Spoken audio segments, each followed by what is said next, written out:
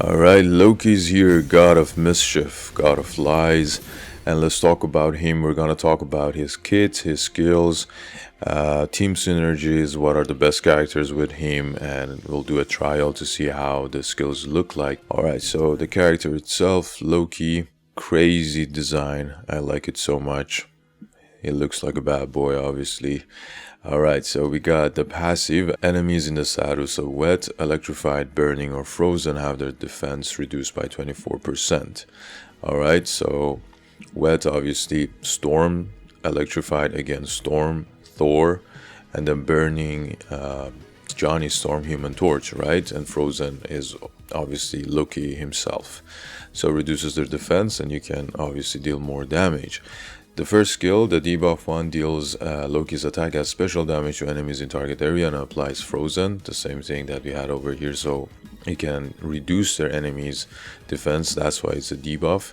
And then summons a clone that continuously taunts enemies. Up to one clone can exist simultaneously. The clone has 20% of Loki's max HP, 20% of Loki's max HP, so let's say 6,000. 20% of that would be 1200. All right, not bad. And then 100% of his attack and defense, that's good. When the clone is defeated, Loki gains 96 ultimate energy, which is a high amount because yes, the energy cost of the ultimate is only 300, not 4.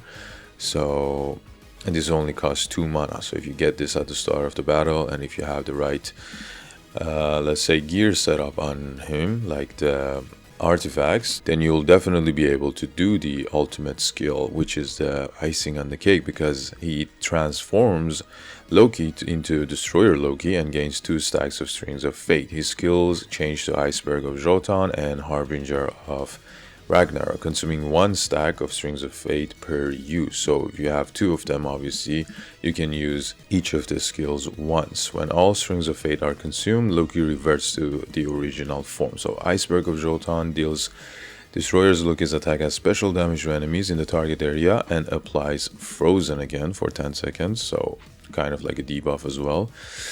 And then the Ragnarok skill deals 1,000 of destroyers Loki's attack as special damage to enemies in the target area and 30% more damage to frozen enemies. That's insane. That's a super high number.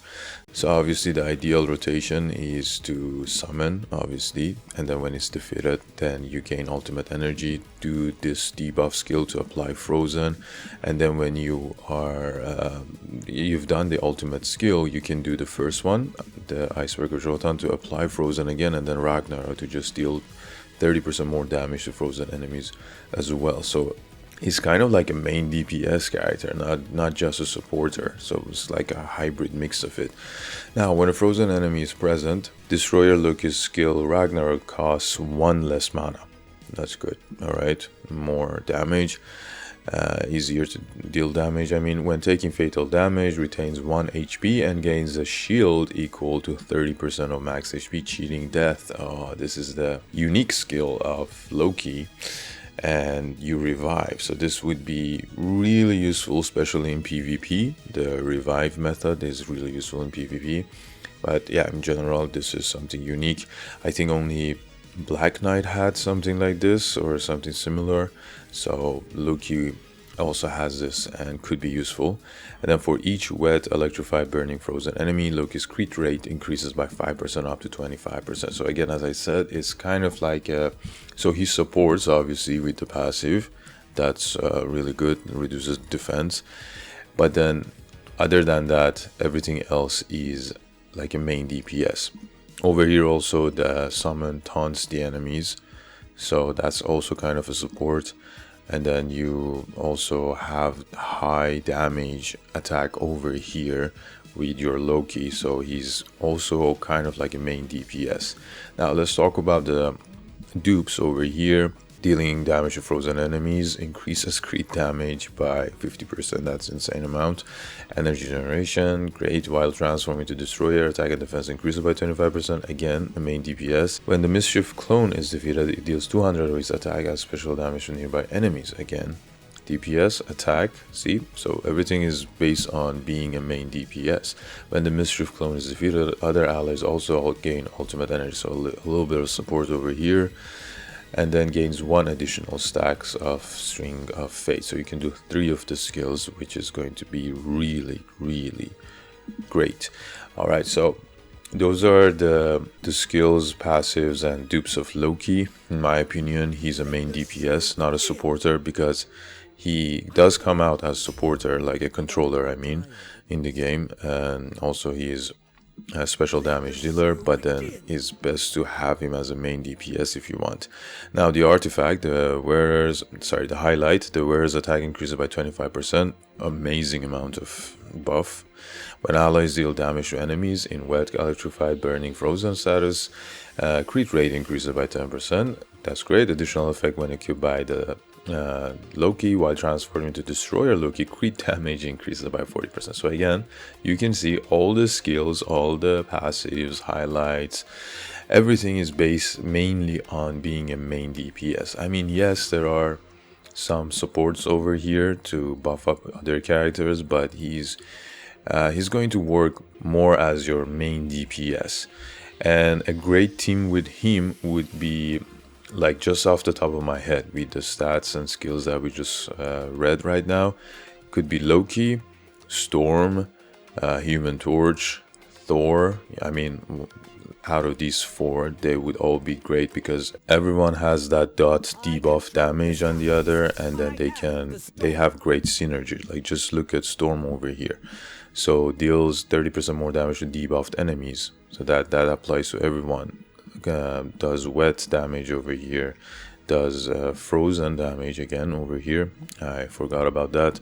And the Human Torch obviously does burn, and also Thor does electrify. So those are something that could be really useful with Loki. Let's just check the trial and see how the skills work in action. Alright, I'm gonna do ×1 to check all the skills. So this is a debuff that freezes the enemies. Nice amount of damage. That was a wide range. Okay, I can do the ultimate skill now. That was fast. Let's do the ult. Oh, it's on himself, obviously, because he's going to transform. Damn, look at this big bad boss over here. Okay, I need the skills. Loki skills, where are they? Come on, come on. Okay, this one. This was the... What you can see the name over here. This was the Iceberg of Jotan. So deals a special damage to enemies and applies frozen. Let's do this first. Alright, and then this one costs 1 mana less. It's a smaller range. But let me just wait till I finish with these enemies, and then I'll